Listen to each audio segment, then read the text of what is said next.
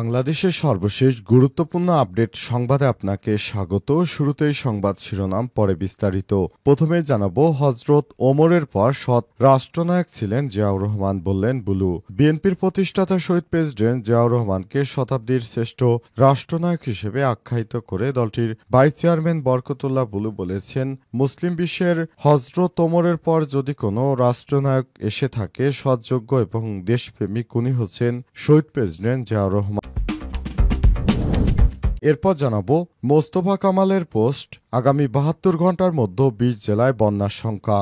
আবহাওয়া.com এর আবহাওয়াবিদ মোস্তফা কামাল পলাশ বলেছেন, আজ থেকে আগামী ২৪ ঘন্টার মধ্যে ৫ থেকে ১০টি জেলা এবং ৭২ ঘন্টার মধ্যে ১৫ থেকে ২০টি জেলায় ভয়াবহ বন্যার কবলে পড়তে পারে বলে আশঙ্কা করা হচ্ছে। আজ নিজের ভেরিফাইড ফেসবুক পেজে এক পোস্টে এই আশঙ্কার কথা প্রকাশ করেছেন তিনি। এদিকে শেখ হাসিনার ছেলে জয়ের বিরুদ্ধে দুদকের মামলা। সাবেক প্রধানমন্ত্রী শেখ হাসিনার ছেলে সজীব ওয়াজেদ জয়ের বিরুদ্ধে ৬০ কোটি টাকার বেশি অবৈধ সম্পদ অর্জন এবং অর্থ পাচারের অভিযোগে মামলা দায়ের করেছে দুর্নীতি দমন কমিশন দুদক। দুদকের মহাপরিচালক মোহাম্মদ আক্তার হোসেন নিয়মিত মিডিয়া ব্রিফিংয়ে এই তথ্য নিশ্চিত করেছে। এদিকে ছাত্রদলের হল কমিটি বহাল থাকবে বললেন রাকিব। ঢাকা বিশ্ববিদ্যালয় ঢাবির আবাসিক হলগুলোতে ছাত্র রাজনীতিতে থাকা শিক্ষার্থীদের গণতান্ত্রিক অধিকার এমন দাবি পুনর্ব্যক্ত করে সদ্য ঘোষিত বাংলাদেশ জাতীয়তাবাদী ছাত্রদলের হল কমিটিগুলো বহাল রাখার ঘোষণা দিয়েছে সংগঠনটির কেন্দ্রীয় সভাপতি রাকিবুল ইসলাম রাকিব। যুব দিবসে সেমিনারে মাহমুদুর রহমান বললেন, ভারতে পালিয়ে যা ফ্যাসিস্টদের প্রধান শত্রু তরুণরা। আমার দেশের সম্পাদক ডক্টর মাহমুদুর রহমান বলেছেন, ভারতে পালিয়ে যা ফ্যাসিস্টদের প্রধান শত্রু হচ্ছে এদেশের তরুণেরা। তিনি বলেছেন, গত ১৬ বছর ধরে বাংলাদেশের তরুণদের ব্রেন ওয়াশ করা হয়েছে, তরুণদের চিন্তা বিকৃত করার চেষ্টা করা হয়েছে, ইতিহাস কৃষ্টি কালচারকে পরিবর্তন করার চেষ্টা করেছে, কিন্তু এই তরুণেরা এত কিছুর পরও বাংলাদেশে একটা বিপ্লব ঘটিয়েছে। এবং সর্বশেষ জানাবো, ভারতকে উচিত শিক্ষা দেওয়ার হুঁশিয়ারি পাকিস্তানের। নানা চাপে বিধ্বস্ত মোদির যুদ্ধই এখন ভরসা। ভারতের অর্থনীতি এখন ধ্বংসের দ্বারপ্রান্তে এসে দাঁড়িয়েছে অবস্থায় নরেন্দ্র মোদী কোনোভাবেই তার দেশকে বাঁচাতে পারছে না। তিনি একজন ব্যর্থ শাসকে পরিণত হচ্ছেন। তাই পাকিস্তানের সঙ্গে যে কোনো মুহূর্তে আবারও নতুন যুদ্ধ বেঁধে যেতে পারে হিন্দুত্ববাদীদের। প্রিয় দর্শক, এতক্ষণ শুনছিলেন সংবাদ শিরোনাম, এবারে বিস্তারিত। তবে তার আগে বন্ধুরা, অনুরোধ থাকবে এই সংবাদটিতে একটি লাইক দিন।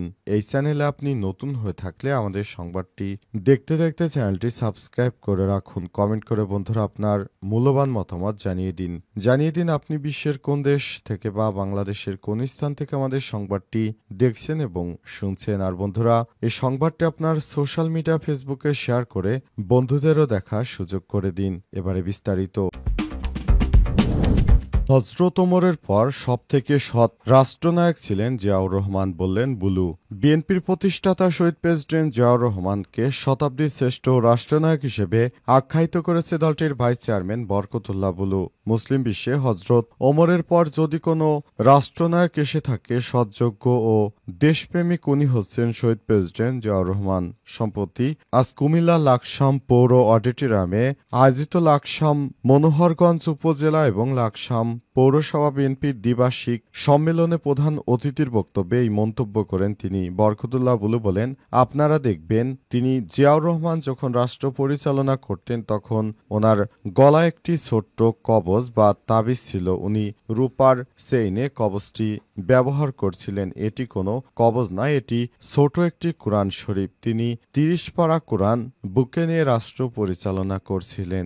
যে মানুষ কোরআন শরীফ বুকে নিয়ে রাষ্ট্র পরিচালনা করতে পারেন তার চাইতে মুমিন মুসলমান আর খাঁটি দেশপ্রেমিক আর কেউ হতে পারে না। যারা স্বাধীনতা সার্বভৌমত্ব বিশ্বাস করেন না, এদেশে তাদের ভোট চা কিংবা নির্বাচন করার অধিকার নেই বলে মন্তব্য করেন তিনি। নির্বাচিত সরকার ছাড়া বাংলাদেশে স্বাধীনতা সার্বভৌমত্ব টিকে থাকবে না। আইন শৃঙ্খলা সহ নানা সংকট উত্তরণের একটিমাত্র রাস্তা হচ্ছে নির্বাচন। নির্বাচিত সরকার ছাড়া বাংলাদেশে আর কোনো গতি নেই বলেও মন্তব্য করেছেন বিএনপির এই নেতা।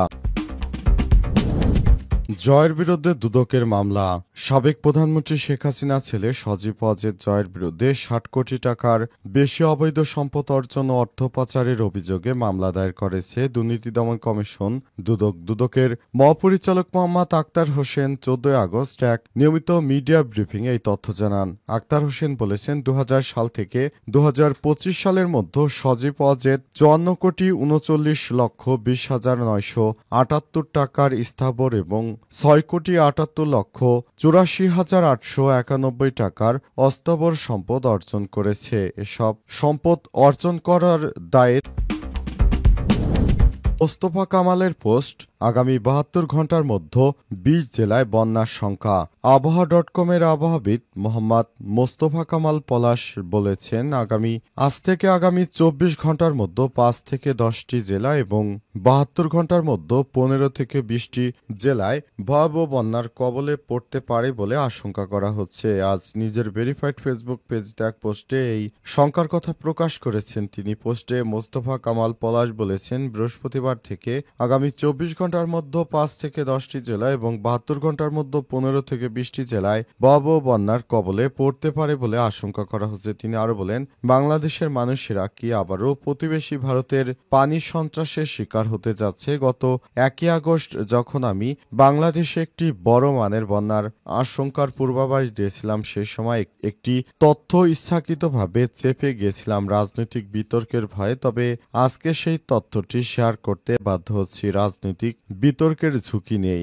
এই আবহাওয়াবিদ আরও বলেছেন, প্রতিবেশী দেশ ভারত ভরা বর্ষা মৌসুমে পদ্মা নদীর উজানে অবস্থিত ফারাক্কাবাদের গেট বন্ধ করে রেখে গঙ্গা এবং এই শাখা উপশাখা নদীগুলোর মধ্যে রেকর্ড পরিমাণ পানি আটকে রেখেছে। জুলাই মাসের শুরু থেকে আগস্ট মাসের প্রথম সপ্তাহ পর্যন্ত ১২ তারিখ পর্যন্ত ফারাক্কাবাদের গেট বন্ধ রেখে পানি জমিয়ে রাখার প্রমাণ আমি বিশ্লেষণ শুরু করেছি। জুলাই মাসের ১৫ তারিখের পর থেকে ১২-১৩ আগস্ট ভারী থেকে খুব ভারী বৃষ্টিপাত হওয়ার কারণে ইতিমধ্যে ফুলে ফেঁপে থাকা গঙ্গা নদীর পানি ধারণ ক্ষমতার অবস্থা আরও বিপদসীমার উপরে চলে গেছে।